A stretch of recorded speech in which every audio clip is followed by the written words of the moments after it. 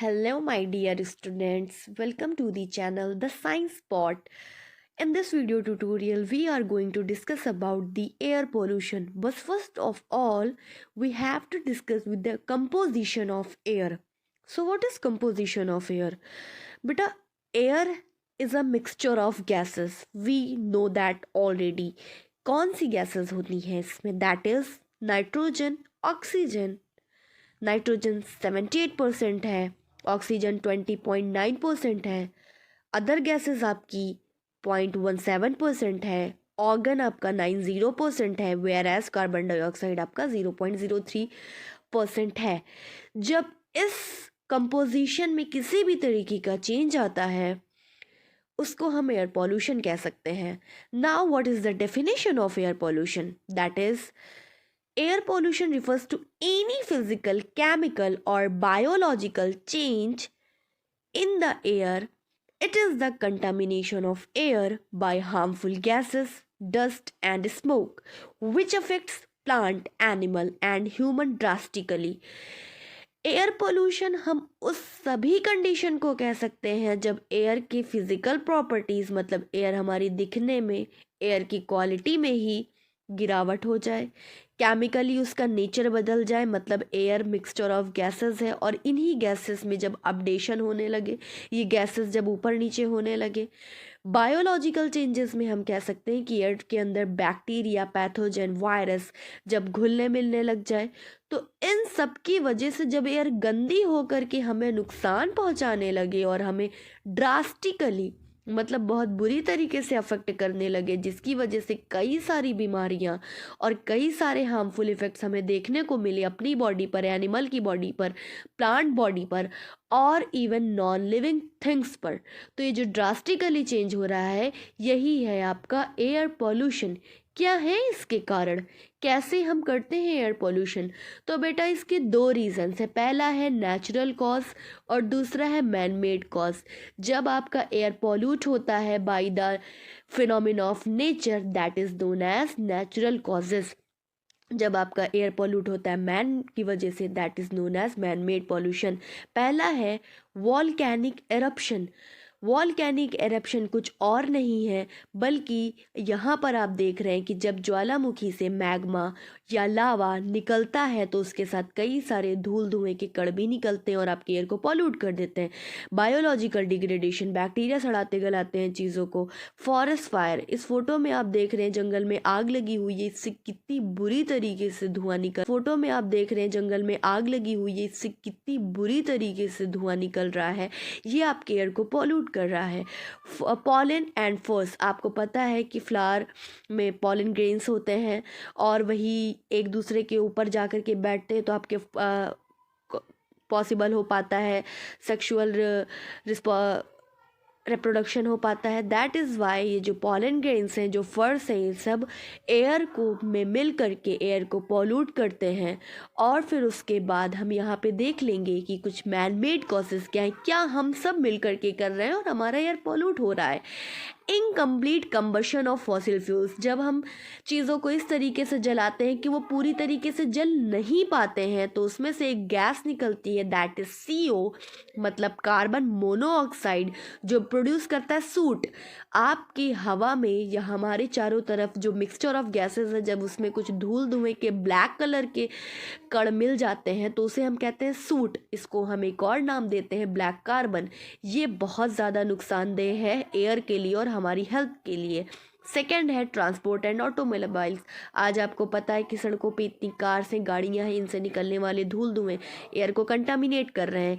Cosmetic industry, हर घर में आज कॉस्मेटिक मौजूद है, इनको बनाने में जो फैक्ट्रीज लगती हैं उनमें से निकलती है धुआं जो हमारे एयर को कंटामिनेट कर रही है। मेटालर्जिक प्रोसेस, ओर्स को निकालने से भी हम पोल्यूट करते हैं एयर को। प्रोसेसिंग इंडस्ट्री, फूड में जो प्रोसेस करने की प्रोसेसिंग इंडस्ट्री बनाई जाती है उससे भी एयर कंटामिनेट हो रही है। Pesticides and fertilisers and industrial emission, इन सब की वजह से भी आपका एयर पॉल्यूट हो रहा है। पेस्टिसाइड, फर्टिलाइजर्स के जो केमिकल्स है वो हवा में मिल जाते हैं और फिर हवा को कंटामिनेट कर देते हैं।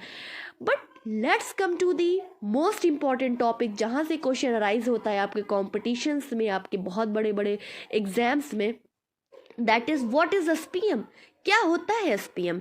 SPM means suspended particulate matter, और SPM full form of SPM आपसे पूछा जाता है तो that is suspended particulate matter. क्या होता है ये? सॉलिड या लिक्विड का बना हो सकता है। कहाँ से निकलता है? कंबशन प्रोसेस से, हम कोई भी चीज़ जलाते हैं उससे निकल सकता है, इंडस्ट्रियल ऑपरेशन करते हैं उससे निकल सकता है, नेचुरल सोर्सेज जैसे वॉल्केनो आपका मैग्मा या लावा दे रही है वहाँ से आपका भी सस्पेंडेड पर्टिकुलेट मैटर निकल सकता है। साइज इसका क्या होता है? आपको पता है कि अगर आप अपने हेयर स्टैंड को तोड़ेंगे और इसका एक छोटा टुकड़ा लेंगे, अपने आप एक हेयर स्टैंड को निकाल करके देखिए तो वो कितना ज़्यादा आपका हेयर स्टैंड, आपके बाल का एक हिस्सा कितना पतला है, वो है इतना पतला है कि उसको हम कह सकते हैं कि इट इज़ अबाउट 70 माइक्रोमीटर्स। आपका एक हेयर स्टैंड का साइज 70 माइक्रोमीटर हो सकता है और इन सस्पेंडेड पार्टिकल्स का साइज है 2.5 माइक्रोमीटर।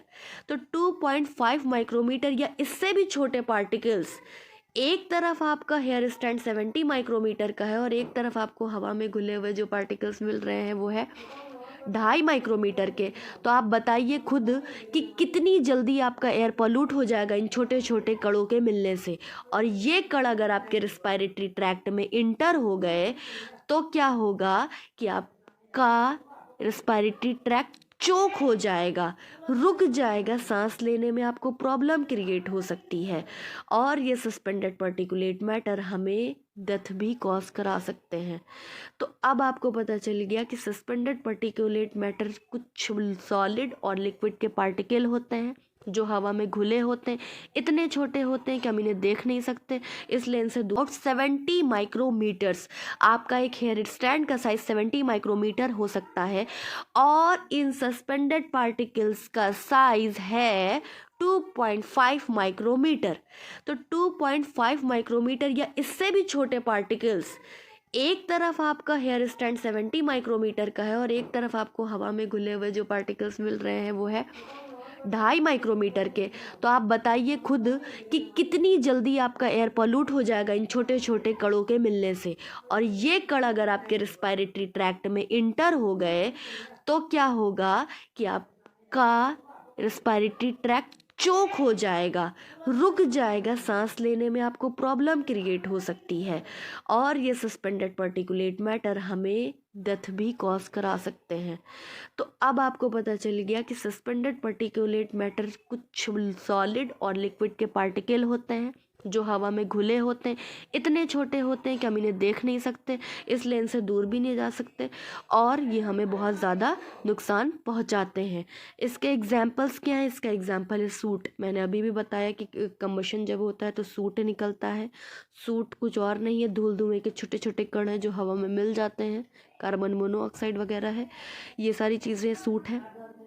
और इसका आप साइज़ भी ज़रूर याद रखिए, दैट इज़ 70 माइक्रोमीटर का होता है। कुछ और एग्जांपल जैसे कि डस्ट, गर्दा, फ्लाई ऐश है, एरोसॉल्स हैं, स्मोक है, धुआं है, फ्यूम्स है, मिस्ट है। ये मिस्ट क्या होता है कि आपका जो इमेज है, अगर आप कार वगैरह से इस मिस्ट में चले जाएंगे तो आपको लगेगा कि ब्लर ब्लर सा है। ये सब आपको बहुत ज़्यादा दिल्ली में, इवन राइट नाउ एक रिपोर्ट के अकॉर्डिंग मुंबई में देखने के लिए मिल रहा है जहाँ पर ये एयर पोल्यूट बहुत ज़्यादा है। इफ़ेक्ट ऑफ एयर पोल्यूशन, क्या असर पड़ रहा है हमारे ऊपर एयर पोल्यूशन का? सबसे पहले हम देख लेंगे और इसके साथ साथ एक और चीज़ को हम लेके साथ में चलते हैं, that is primary air pollutant. CO, carbon monoxide. Carbon monoxide को हम एक हिंदी में नाम देते हैं, इवन अपनी देसी भाषा में नाम देते हैं, दैट इज़ गला घोटू गैस। कैसी गैस होती है ये, कहाँ से निकलती है? एमिशन इसका होता है ऑटोमोबाइल्स से। ये गैस अगर आपकी हवा में रुकी हुई है तो अगर आपने उस जगह जा कर के रेस्पिरेशन के प्रोसेस की या सांस ली तो आपके हीमोग्लोबिन के साथ कार्बन मोनोऑक्साइड बाइंड कर जाएगी, क्योंकि ऑक्सीजन अगर वहाँ पर है भी तो उसको बाइंड नहीं होने देगी, क्योंकि इसके पास पावर है 200 to 300 times more than with oxygen. ये बाइंड हो जाएगी और हमारे बॉडी में कार्बोक्सी हीमोग्लोबिन नाम का एक पार्टिकल बना देगी, जिसकी वजह से हो जाएगा क्या, एस्फाइक्सिया, और आपके रिस्पायरेशन में प्रॉब्लम हो जाएगी, डेथ भी पॉसिबल है। Now second is carbon dioxide, इसका सोर्स है डिफॉरेस्टेशन और फॉसिल फ्यूल्स, और इसका इफेक्ट है ग्लोबल वार्मिंग। इसके बारे में मैंने वीडियो बनाया, आप देख सकते हैं, और उसकी वजह से हो सकता है क्लाइमेट चेंज। CH4 मीथेन और मार्श गैस भी इसको कहते हैं, ये बहुत इंपॉर्टेंट है, एग्जाम में पूछते हैं कि मीथेन का एक और नाम क्या है, तो मार्श गैस। इसका सोर्स है पैडी फील्ड, धान के खेत, फर्मेंटेशन, जब चीज़ें सड़ती गलती हैं तो उसमें से मीथेन गैस निकलती। वेटलैंड्स, जो दलदली एरिया है वहाँ से आपकी मीथेन गैस निकलती है। टर्माइट्स, दीमक जब आप घर में सारी चीज़ों को सड़ा गला रहे होते हैं तो एमिट कर देते हैं क्या, मीथेन को। बायोलॉजिकल डिग्रेडेशन, जब बैक्टीरिया किसी भी चीज़ को सड़ा गला रही होती है तो वो कॉज करती है क्या, मीथेन को। तो मीथेन का सोर्स आपने देख लिया, इफेक्ट देख स्फाइक्सिया, और आपके रिस्पायरेशन में प्रॉब्लम हो जाएगी, डेथ भी पॉसिबल है।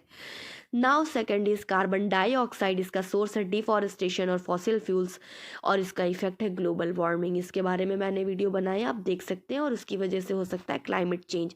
CH4 मीथेन और मार्श गैस भी इसको कहते हैं, ये बहुत इंपॉर्टेंट है, एग्जाम में पूछते हैं कि मीथेन का एक और नाम क्या है, तो मार्श गैस। इसका सोर्स है पैडी फील्ड, धान के खेत, फर्मेंटेशन, जब चीज़ें सड़ती गलती हैं तो उसमें से मीथेन गैस निकलती। वेटलैंड्स, जो दलदली एरिया है वहाँ से आपकी मीथेन गैस निकलती है। टर्माइट्स, दीमक जब आप घर में सारी चीज़ों को सड़ा गला रहे होते हैं तो एमिट कर देते हैं क्या, मीथेन को। बायोलॉजिकल डिग्रेडेशन, जब बैक्टीरिया किसी भी चीज़ को सड़ा गला रही होती है तो वो कॉज करती है क्या, मीथेन को। तो मीथेन का सोर्स आपने देख लिया, इफेक्ट देख लिया, कार्बन डाइऑक्साइड का देख लिया, ये और इसके साथ साथ एक आता है लेड, और अगर लेड हवा में मिला हुआ है और उस हवा में हम सांस ले रहे हैं तो कॉज कर देगा हमें ब्रेन हैमरेज। और ब्रेन हैमरेज के बाद तो आपको पता है कि न्यूरोलॉजिकल डिसऑर्डर है, और फिर इसके बाद डेथ भी पॉसिबल है। तो ये रहे कुछ इफ़ेक्ट्स और उनके सोर्सेस। मैंने यहाँ पे इफ़ेक्ट्स के साथ साथ सोर्सेस भी बताए जिससे आपको पता चलेगा कौन सी गैस कहाँ से निकल रही है। सल्फर डाइऑक्साइड सोर्सेज हैं इसका, इंडस्ट्रियल इमिशन, ट्रांसपोर्ट और वॉल्केनिक एरप्शन। इंडस्ट्री के इमिशन से भी सल्फर डाइऑक्साइड निकलता है, ट्रांसपोर्ट जो गाड़ियाँ चलती हैं, वॉल्केनिक एरप्शन से निकल रहा है। इफेक्ट इसका क्या, एसिड रेन। एसिड रेन के बारे में मैं भी आपको आगे बता रही हूँ। CFC क्लोरोफ्लोरोकार्बन, क्लोरोफ्लोरोकार्बन निकलता है एरोसोल्स से, रेफ्रिजरेटर से, और इसका इफेक्ट है कि अगर क्लोरोफ्लोरोकार्बन आपकी ओजोन के पास चला गया तो उसको डिप्लीट कर देगा। और इस ओजोन लेयर को हम नापते किससे हैं, ये बहुत इंपॉर्टेंट है, एग्जाम में पूछ लेते हैं कभी कभी, तो that is Dobson. Ozone layer को हम नापते हैं किससे, डॉप्सन से। क्लोरोफ्लोरोकार्बन आपके ओजोन में होल कर रहा है, ओजोन लेयर में।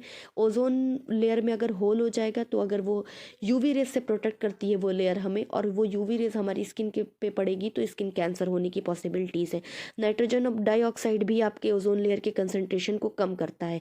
एरोसोल क्या होता है, ये भी कॉज करता है आपका air pollution. Solid plus liquid होते हैं, जैसे कि आपने वहाँ पर पढ़ा था कि 2.5 माइक्रोमीटर के कुछ पार्टिकल्स होते हैं जो हमारे लिए हार्मफुल है।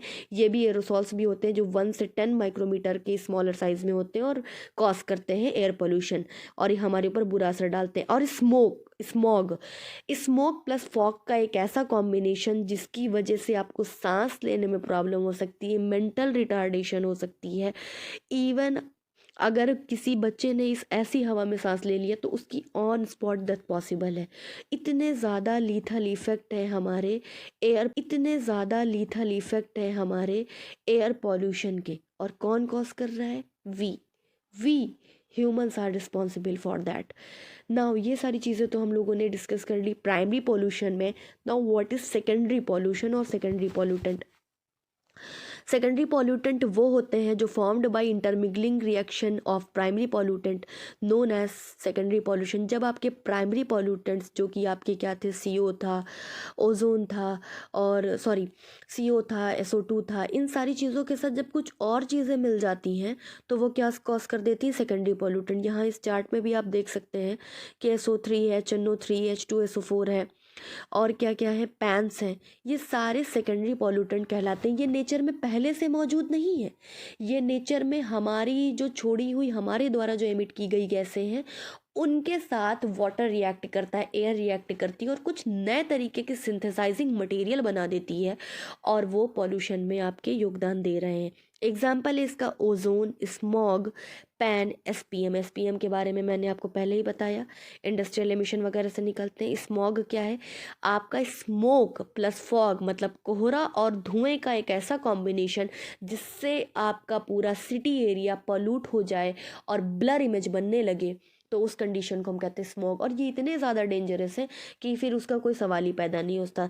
उसमें सेकेंडरी पॉल्यूटेंट में मैंने आपको बताया था H2SO4, HNO3, एसिड रेन। आपने यहाँ प्राइमरी पोल्यूटेंट के तौर पे इंडस्ट्रियल एमिशन किया है NO2SO2 का, वाटर के साथ रिएक्ट करता है ये, वाटर के साथ रिएक्ट करने के बाद ये बना देता है H2SO4 मतलब sulphuric acid, HNO3 nitric acid, ये दोनों मिल करके करा देती है एसिड रेन, जिसकी वजह से आपका ताजमहल पीला पड़ रहा है, बेस्ट एग्जाम्पल है। और एयर पॉल्यूशन का इफेक्ट क्या है? Global warming. तो ग्लोबल वार्मिंग एसिड रेन किसी और की वजह से नहीं, बल्कि आपके एयर के पॉल्यूट होने की वजह से। क्या इसको हम बचा नहीं सकते? बिल्कुल बचा सकते हैं। तो आइए देखते हैं कि हम ऐसे कौन कौन से कदम उठाएं जिनकी वजह से हमारा एयर कम पॉल्यूट हो। So let's get started. Turn off the light when not in use. अब अपनी लाइट को बंद कर दीजिए जब उसको यूज़ नहीं होना है, बिल्कुल आराम से उसको बंद कर दीजिए कि मुझे नहीं अब काम है तो मैं बंद कर दे रहा हूँ। इस तरीके से आप बचा सकते हैं, सेव कर सकते हैं लाइट को। रिसाइकिल करिए, रीयूज़ करिए, कोई प्लास्टिक बैग का इस्तेमाल मत करिए, क्योंकि आपके पास कई सारे और ऑप्शंस होते हैं मार्केट से सारी चीज़ों को लाने के। रिडक्शन ऑफ फॉरेस्ट फायर हमें करना है, स्मोकिंग को अवॉइड करना है। आज हर यंगस्टर्स भी हमारे इन सारी चीज़ों में इन्वॉल्व हो रहे हैं, तो उस चीज़ों को हमें कम करना है। इस तरीके से हम प्रिवेंट कर रहे हैं। आप फ़ैन का इस्तेमाल करिए इंस्टेड ऑफ एयर कंडीशनर। बहुत ज़्यादा एसी का यूज़ मत करिए अगर आप रूम में अकेले हैं या सारी फैमिली वहाँ पर नहीं है तो। फिल्टर्स का यूज़ करना चाहिए, इंडस्ट्रीज़ को चिमनी वगैरह लगाना चाहिए जिससे ये जो हार्मफुल पार्टिकल्स हैं हमारे एयर में ना जाएँ और हमें डिजीज़ कॉज ना करें। क्रैकर्स हमें दिवाली और शादियों में इतने ज़्यादा नहीं फोड़ने चाहिए कि भाई हमारा इन्वायरमेंट पॉल्यूट हो जाए और लोगों को रेस्पिरेटरी प्रॉब्लम होने लगे। स्मोकिंग भी हमें बहुत ज़्यादा अवॉइड करनी चाहिए। जो लोग कर रहे हैं उन्हें बताना चाहिए, स्प्रेड करनी चाहिए अवेयरनेस कि भाई ये हमारे इन्वायरमेंट के लिए बहुत ज़्यादा हार्मफुल है। ओके, सो ऐसे ही और वीडियोस और पॉइंट्स के लिए फॉलो करते रहिए the science spot. That's all, thank you.